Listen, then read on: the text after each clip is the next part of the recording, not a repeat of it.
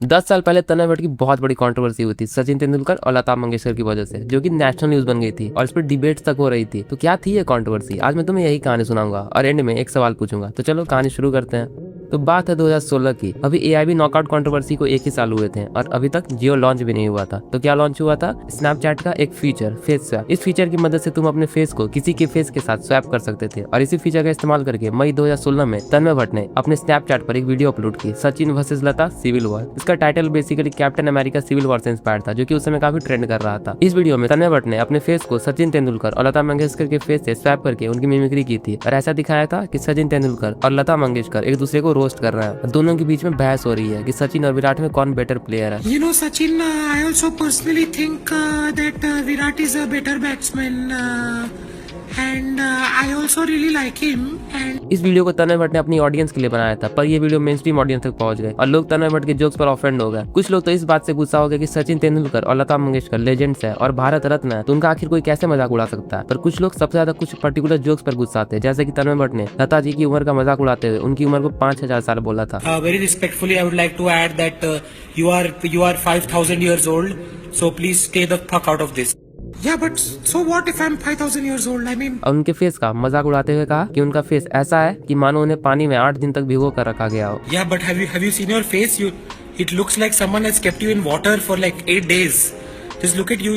You know, like Jon Snow also died, so you should also. और सचिन तेंदुलकर को लेकर भी बहुत सारे जोक्स थे कि वो विराट से जलते हैं। No, fuck Virat, okay? Just fuck it. Yeah, so I was saying, no, I definitely very respectful for Virat. भले इस वीडियो में एक डिस्क्लेमर था, पर लोग कहाँ मानने वाले थे। लोग तन्मय भट्ट को बहुत ज्यादा बैकलैश देने लगे और कुछ लोग उसे पीटने से लेकर जान से मारने तक की धमकी दे रहे थे। अब ये आउटरीच इस हद तक बढ़ गया कि तन्मय भट्ट ट्विटर पर ट्रेंड करने लगा और फाइनली तन्मय भट्ट के अगेंस्ट एमएनएस ने एक एफआईआर रजिस्टर करवाने की बात की।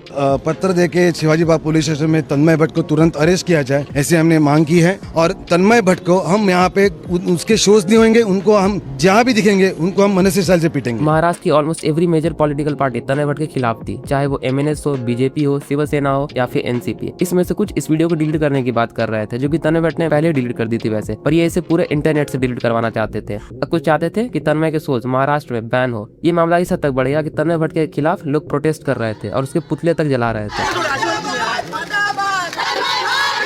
अब जहाँ कंट्रोवर्सी वहाँ न्यूज वाले। अब इस कंट्रोवर्सी को न्यूज चैनल पर दिन रात कवर किया गया। अलग अलग लोगों को चैनल पर बुलाकर उनके ओपिनियन लिए जा रहे थे और इस कंट्रोवर्सी पर डिबेट्स तक हो रही थी। एक जोक से स्टार्ट हुई कंट्रोवर्सी नेशनल न्यूज बन गई थी और चीजें बहुत ज्यादा खींच रही थी। कुछ लोग लिटरली तन्मय भट्ट के अगेंस्ट मकोका के अंडर केस रजिस्टर करने की बात कर रहे थे, जो कि एक एंटी टेररिज्म एक्ट है। This is actually true. Kailash Jalani ने बोला कि मुझ पर मकोका लगना चाहिए, बाद में मकोका दाऊद पे लगी थी। इस कंट्रोवर्सी ने सेलिब्रिटीज को डिवाइड कर दिया था। कुछ सेलेब्स ओपनली तन्मय भट्ट को कॉल आउट कर रहे थे, जैसे कि अनुपम खेर ने ये ट्वीट किया था और रितेश देशमुख ने ये ट्वीट किया था। वहीं पर कुछ ऐसे सेलेब्स थे जैसे कि महेश भट्ट, चेतन भगत, सोनम कपूर, परेश रावत, जो कि ये कह रहे थे कि चीजें बहुत ज्यादा बढ़ा चढ़ाकर और जबरदस्ती की खींची जा रही हैं और लोगों को ओवर रिएक्ट नहीं करना चाहिए। उस समय कैरी मिनाटी ने भी इस कंट्रोवर्सी पर वीडियो बनाई थी, जहां पर उसने यही पॉइंट रखा था कि लोग ओवर रिएक्ट कर रहे हैं। और मुझे पता नहीं टॉपिक इतना बड़ा कैसे हो गया, लोग लिटरली तन्मय भट्ट के पुतले जला रहे हैं। पर उस समय इंटरनेट पर इतना ज्यादा आउटरीच था कि कैरी मिनाटी को ये वीडियो अपने चैनल से हटानी पड़ी। अभी कंट्रोवर्सी इस हद तक बढ़ गई कि ये सीधे लता मंगेशकर तक पहुंच गई और उन्होंने कहा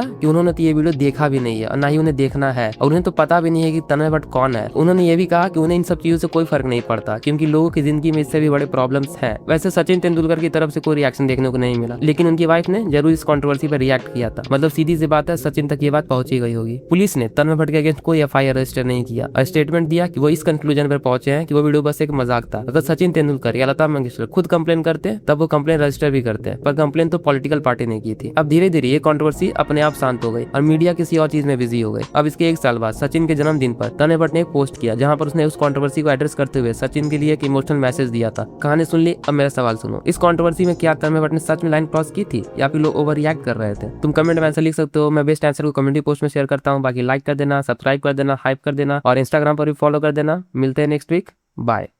बट हाय हाय, अरे तन्मय भट्ट, अरे तन्मय भट्ट, अरे तन्मय भट्ट।